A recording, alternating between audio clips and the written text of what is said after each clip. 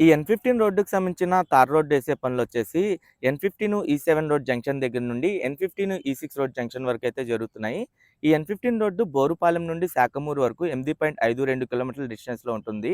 దీన్ని ఎన్‌సీసీ అనే కంపెనీ వాళ్ళు 342 కోట్ల రూపాయలతో రోడ్డు నిర్మాణ పనులైతే చేస్తున్నారు. ఇది ఆర్టీఎల్ రోడ్ అనమాట. 3+3గా ఉంటుంది. అంటే 3 లైన్‌లు ఒక పక్క, ఇంకో 3 లైన్‌లు ఇంకో పక్క అయితే ఉంటాయి.